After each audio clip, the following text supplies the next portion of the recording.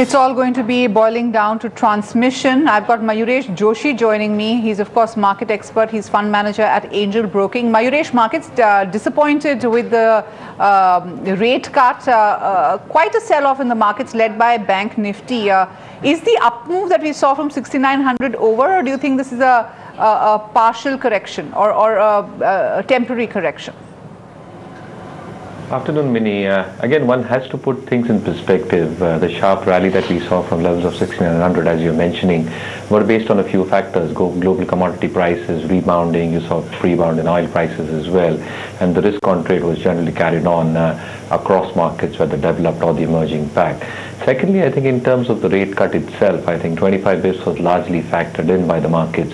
So I think the disappointment probably came through that the market's probably expecting 50 bps to come through. But again, I think the government has been very, very clear. I think last year it was more to do with rate cuts and the dovish stance. This time it's going to be more about transmission and how banks are able to do that in a more salient fashion.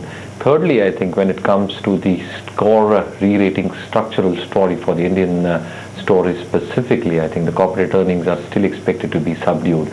The markets are aware of this fact that Q4 and Q1 of the next fiscal as well will be soft as far as earnings are concerned. And as the governor is putting as well, I think the credit growth needs to pick up. And I think as the government starts spending from this month itself, if the private capex comes sooner than what a lot of people are expecting over the next few quarters, I think that will provide a boost in terms to how earnings will pan out. So the markets are cognizant of the fact that FY17 earnings will grow at a faster clip, both based on a lower base of FY16, as well as some incremental support coming in from good monsoons, rural spending coming through, and again, I think the private capex following the government capex. Mayuresh, why is the Bank Nifty so weak? There's been a sharp sell-off in banks, bank stocks, and a huge build-up of short positions on the futures and options side. What are you attributing it to? Again, I think there had been a huge amount of rally, and a humongous rally to say at least. Again, 25 bips, I think, and going with the RBI governor's commentary, I think one needs to understand how much transmission will happen in the system, and then it will be dependent on how the monsoons pan out. If all these factors probably start playing out in a more meaningful fashion, you might have further rate cuts, and RBI is very, very accommodative on that stance. Secondly, I think in terms of core earnings as are expected to come through, I think the asset quality is still expected to remain under pressure.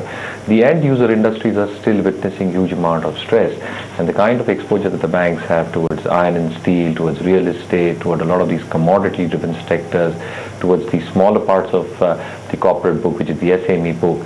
I think all these is going to have a toll in terms of how the book value is going to play out, and the book value has deteriorated for a huge number of banks, specifically having exposure towards these sectors. Having said that, probably I think one really also expects the credit growth cycle to pick up. But if you look at how the nominal growth has been in terms of GDP, one really expects that if the real GDP growth picks up in a more meaningful fashion, you might have the credit growth pick up more meaningfully. If that probably happens, you might have some amount of stability when it comes to earnings. So clearly, I think expecting a soft patch to come through for a lot of banks, specifically having exposure towards these sectors.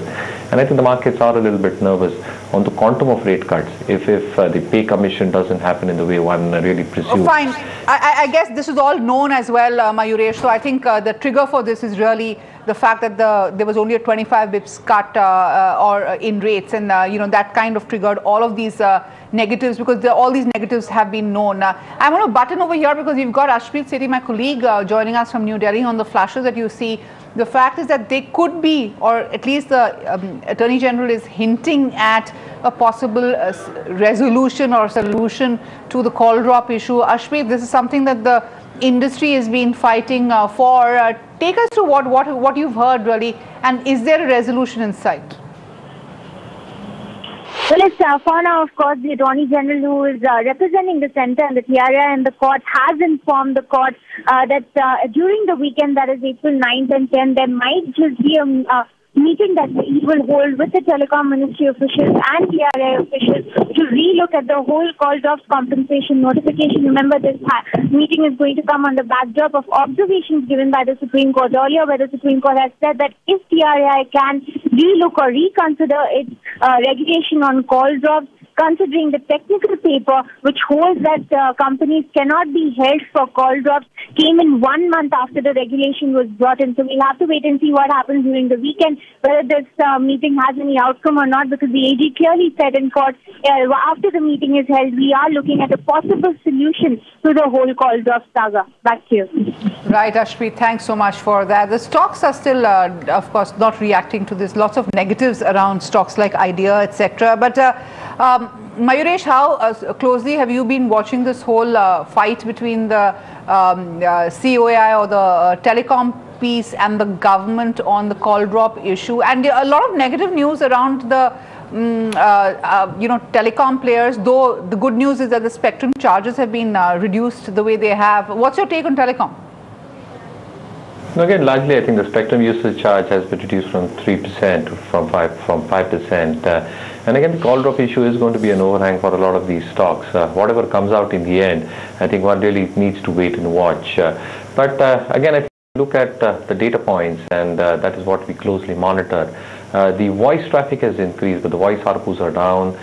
Data contributes around 20-25% to telecom companies' revenues at this point of time, but a huge amount of capex has got planned, whether that's Bharti, whether that's Idea. They need to strengthen the network probably to carry on their capex in a more meaningful fashion. What happens with the 700 megahertz price band? Again, I think the pricing thereof a little bit too steep. So if they opt for that, which they need to, if they need to garner that market share and consolidation happening in the industry as well, our own take is that earnings will take a hit from a short-term perspective. So clearly, from a short to medium-term perspective, it is all about taking a hit on the balance sheet and the return ratio. So the telecom sector as a whole, in our opinion, will underperform over the next 2 to 3 quarters. Mayuresh, how are you seeing the global risks right now? Because one of the underlying reasons for the weakness in today's market has been the kind of sharp sell-off that we've seen in global markets, and that's really because of the sharp sell-off we've seen in oil. NYMEX and Brent are both now down, very sharp correction over there. Once again, it is going to be commodity weakness, fears of an outflow from EMs, etc. How are you reading this global cloud right now?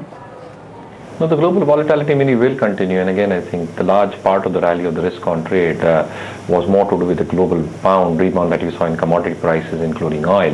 Now, if there is some reversal happening on that front, again it's going to have some amount of trickle-down effect in terms of the risk asset equity included.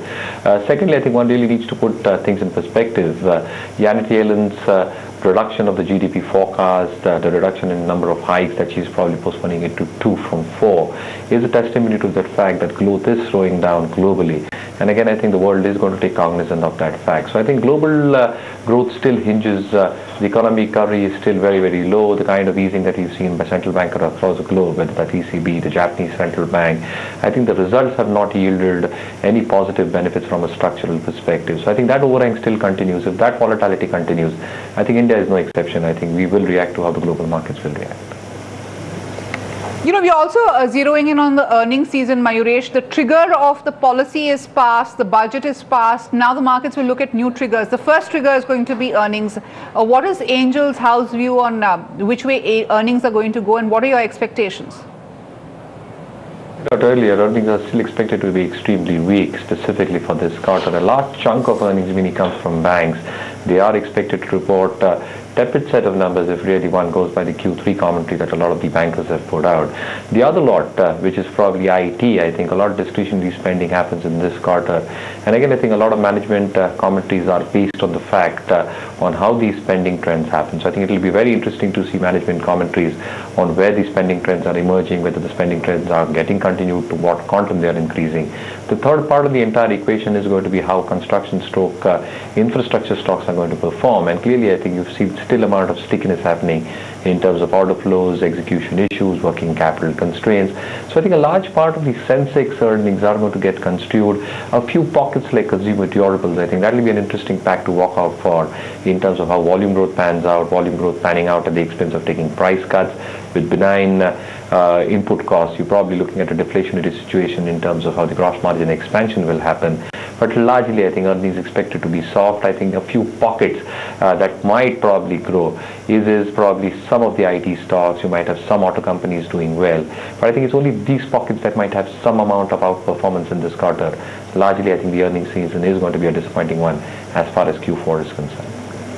Mayuresh, stay with us. I've got the management of Gammon India, which joins me now. Gammon India, remember, the stock on the radar. The company is offloading its EPC unit. Let's get the details from Vardhaman Dharkar, President Finance and Chief Financial Officer of Gammon India. Mr. Dharkar, thanks so much for joining me. My first question is, take us through the dynamics of this deal and what proportion of your revenue came from the EPC division, if you can give us a breakup. Yeah, good afternoon. In terms of dynamics, what's happening is that the EPC business is being carved out into a separate company called GRIL. And in this company, the new investor will come in and eventually he will be holding around 75% of the stake in this company. And in terms of revenue, almost 2/3 of the revenue of the company comes from EPC business. Okay, so what are you left with? So in terms of our restructuring, earlier last month we had announced T&D business will be carved out into a separate company. So that process is on and there the investor is already on board. So that is done. Now the Gammon India will be then left with the various investments that it has made in India and outside of India. That is what will be left in Gammon India. Tell me, a lot of this is to, because of pressure from bankers and to deleverage. What does it take your debt levels to after this sale, which the deal is pegged at 250 crores. Is that how it is? Is that the value and how is it going to be coming into the company? So the value is 250 crore and it will come as a fresh equity investment into the company. The company in which the business is being carved out. Okay. In terms of exposure of banking system to Gammon India, almost 2/3 of the debt or 2/3 of the exposure will actually be sitting in these two companies, the T&D company as well as the EPC company. So you are both these companies will take the burden of debt, and what is remaining, that is your projects and your other businesses in India, will be debt free, or I mean, what is the level of debt over there? No, there will be a debt left in the residual company and that will be serviced by monetizing various non-core assets. The debt that will get transferred to EPC and T&D will be combination of the funded limit, funded exposure plus non-funded exposure in terms of bank guarantees and LCs. Maybe I will just update you that the contracting business requires large volume of bank guarantees and LCs. So that as well will get transferred to these two companies. Right. So just to get a sense, in your residual company, what would the debt level be? What would your overall debt be? The residual company will have a debt of almost around 3,500 crore. How much? 2,000? 3,500. 3,500 crore. And how much has been divested, just to get a sense of the quantum of debt that has gone into these two other companies? The total banking exposure will be around 10,000 crore would be going to these two companies, 9,000 to 10,000 crore, funded as well as non-funded. Okay. What is the plan on further monetizing from here? If you can share with us? Yeah, I think various assets that Gammon India holds over a period of next couple of years will get divested and monetized. That's an action plan that we are working upon. This is really... In fact, Gammon would be the first company which went into CDR and the SDR was implemented, would be able to actually come out of this crisis. We have already had a plan and announced the investors for both these companies, and we are working very actively to make sure that the exposure that banks have is completely repaid. Congratulations on finding these companies to divest the stake in. But I'm going to ask you, what are you going to be left with, Mr. Dharkar, if you've given away your T&D, you've given away your EPC? What is the book likely to remain? I mean... No, as I said that, first of all, Gammon India will continue to hold 25% in both these entities. Okay. And over a period of time, that stake will get a good valuation, because both these businesses are very good businesses and the potential for growth of these two businesses in India is very high. We expect that in the next 3 to 5 years, these businesses will do really well. So that's one thing that will be left in Gammon India. Gammon India also has investments in real estate in terms of land parcel at Dombivli. So all of that is something which will remain in Gammon India. Right, Mr. Dharkar, thanks so much for joining us. That's really Gammon India, the management company that went into CDR and has done a fair job in trying to divest some of its businesses. Mayuresh, Gammon was a case in point in the infra space. the whole momentum on M&A and private equity players coming and, carving pieces of companies in the infrastructure space continues. What do you like in this vertical? One has to really differentiate within the infrastructure pack itself. The EPC guys, the port guys, a combination of EPC and port, and within that space itself, I think if I add construction players. But clearly, I think the trend has been very, very clear. I think companies having a high amount of leverage are going to deleverage their balance sheets. I think the toll of interest expenses and finance charges on a quarter-on-quarter basis and the servicing of that, I think is impacting the cash flows. And yes, I think even though some of the businesses in terms of the non-core assets getting out, I think that does not impact the cash flow significantly. So I think one really needs to be very, very stock specific in this sector. But EPC stroke port is a theme that we're probably liking at this point of time. KNR Constructions, MBL Infrastructure is something that I've continued to like. With the government focus of clearing stalled projects will entail a huge amount of order push through for these EPC players. And if they come at a good margin, I think the cash flows will improve. The order book burgeons, and that probably also has a telling effect in terms of better execution and return ratios improving. So I think one really needs to take a very stock-specific approach within this large spectrum of infrastructure stroke construction. Right, we leave it there. Thanks so much for joining us. That's Mayuresh Joshi from Angel Broking. We head into a short break now, but up ahead, we discuss the RBI policy fine print with Ashok Chawla, former Finance Secretary, and Indranil Khan of IDFC Bank. That's coming up. Please stay tuned.